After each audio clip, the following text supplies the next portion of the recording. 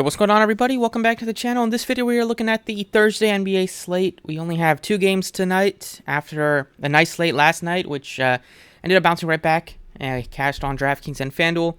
DK hit in double-ups and some tournaments with 266.5. Looking at the lineup, once Van Fleet was ruled out, had to make a lot of changes last minute, so went with the Toronto stack, posted the updated core on Twitter, like always. Lots of great plays in here. David Mitchell's the top guy, and then had 4 Toronto guys. They only played mid-20s in minutes, but still absolutely crushed. And then on FanDuel put up 313, which hit in everything. So it's a good night.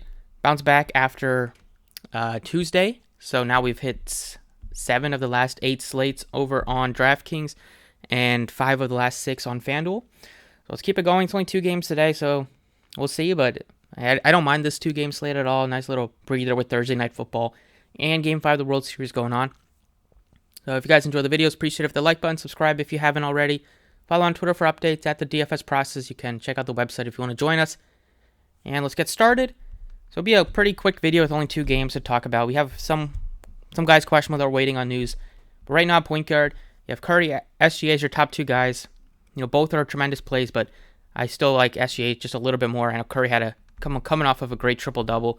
Warriors are reeling a little bit. They lost to Miami. They're like 3-5 on the season, I believe. So, with Klay Thompson kind of looking like a bit older, he doesn't have the spark anymore. Curry's having to carry the load, and he himself has been around for a while. So they're getting a little bit older. We'll see. They'll probably turn it up in a few months when the playoffs roll around. But SGA is still going to be a guy that I'm going to try to get to at least on DraftKings. We'll look at his price tag on FanDuel. But such a great player, super efficient always. He has the ball in his hands a lot.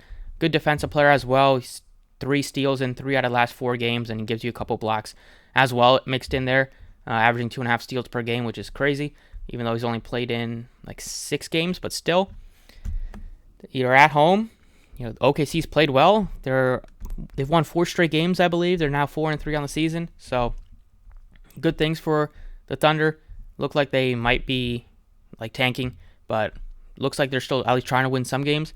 So SGA at 97 is still going to be a great guy to get to on the slate. You have him, Jokic, and Curry as your main spend-ups. I like Jokic and SGA. Probably Jokic first, then SGA, then Curry. Another point guard value that I like, we'll see if Suggs is in the starting lineup. He's 57 if he is, because Ross left the game early last game. He only played like 1 or 2. He got hurt early in the game within like 5 minutes, I believe. But Suggs got 28 minutes off the bench in his first game in about 10 days. So he could jump into the starting lineup because Anthony's still out. But Jamal Murray, he's 56. He's going to be another core piece that you're going to be looking to get to. Great news that he played over 30 minutes for the first time. Last game against the Lakers, put up 32 minutes and took 20-plus shots for the first time this year as well. And he wasn't that efficient, just 9 of 21. He had 21 points on 21 shots, but still chipped in 9 peripheral stats. Didn't have any blocks or steals either. Matchup is excellent. The price tag has come way down, and now the minutes are going up.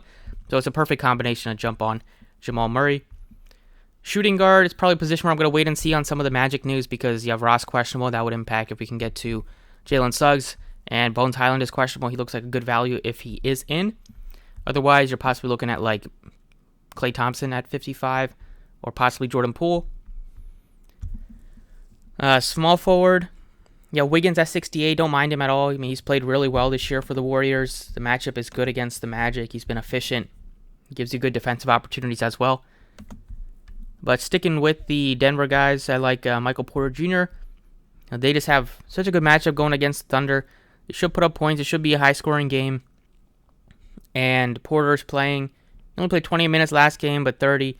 Typically playing like 28 to 30. He hasn't gotten over that since the first game, but some of these have been closer than others. I mean, 11 points, 16, 50, or 25. So last 3 games weren't that competitive, but he's still been efficient. Gives you double-double opportunities at times. So I like him more than Wagner. Wagner's good, but with Suggs back, and Suggs could be in the starting lineup today, Wagner are probably a little bit more risky than Porter Jr. And Bobo is playing great, but he's just not taking like a lot of shots, so he's really getting it done with the rebounding and the blocks. So it's a little bit scary to trust that. But as long as he continues to start, I mean, you can throw some shots with him. I don't mind him on a 2-game slate. And we saw Jalen Williams, the rookie, get the start for the Thunder last game. He struggled. We'll see what they decide to do tonight because Pokusevski was amazing for them off the bench, and he could jump into the starting lineup. I know they swapped out 2 of their starters in the second half, and they took out like Robinson early. I think they took out Williams. They might have taken out somebody else, but they're always tinkering with their lineups. But SGA is a staple. Power forward opportunities. Ben Caro's great option, but I like some other guys more than him today. Draymond 6K, don't mind it. Gordon at 59, you can look to him as a value. He's been pretty consistent for the most part this year, but if I'm going cheap, I'm going with Pokusevski and possibly Bazley. Pokusevski 46, he played over 30 minutes off the bench. If he's playing well, he's going to get the minutes. I mean, he has a lot of talent. He can hit the 3, give you defensive stats with blocks, get you rebounds. So a lot to like with him at a very reasonable price tag. Over at center, this is where I'm putting in Jokic. You also have Wendell Carter Jr. He's only center eligible, but you can do 2-man stack at center if you wanted to. I mean, he had a 55.5 point game last game, so that was against the Thunder. Jokic can absolutely demolish them as well, which he should. But I like definitely. People might chase Wendell Carter after his last performance, but the price tag on him is pretty up there now at 74. I don't love it, and the Warriors do like to go small, so we could see the Magic counter that. But these 5 I really like. They're all so far from the Denver OKC game, just because we're waiting on some news from the Magic side, but the second game is what I like more than the first game right now. We got 2 great superstars to build around, and it got some decent value mixed in.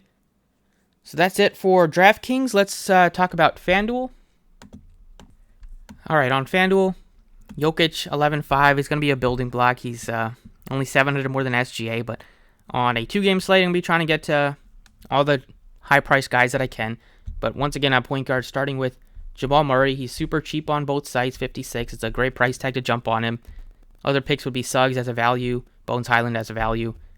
Pay-ups are SGA, and then Curry. As shooting guard is where I'll put in SGA. Other picks for value would be possibly Lugens Dort. I mean, Wagner's almost 7K, so I like some like Suggs more than him. You can have Klay Thompson cheap as well if you wanted to take a shot there. And then we'll see about Terrence Ross news. Small forward, Banchero's 85, Wiggins is 8K. Those guys are maybe a little bit too expensive. Even like Wagner's almost 7K, like Porter 7K too. Probably like Porter the most out of the top 4, just based on the price tag. Looking for some guys to spend down on. There's not a lot at this position, so you might be kind of forced to go with like a mid-range option. So hopefully we get some more news once we get the Magic news.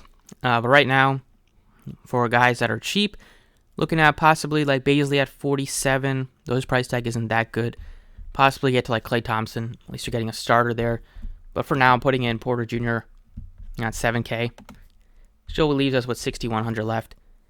Power forward, we can also go cheap here. Wendell Carter's price tag is back up to 76, so tougher to get to him. Pokusevski's 5K. Like him a little bit better on DraftKings, but still fine on FanDuel. But I might like Draymond more at 57. Good matchup against the Magic. And on FanDuel with those blocks and steals that he can give you, he definitely can rack up like mid-30s, hopefully close to 40 fantasy points on his best nights. And we have 61.80 left. We put in Jokic. We have about 5K for the last few spots. I think that's what I would like to do. You have Bol as a tournament option at 58 if you wanted to, but it's tough for me to fade Jokic on a 2-game slate, as well as definitely tough to fade Jokic. Maybe you can look to fade SGA if you wanted to on FanDuel, but for right now, this is what I got. We'll see what happens throughout the day. But thanks for watching. Best of luck. You can leave any questions down below. Check out Twitter for updates at the DFS process, and I will see you all next time.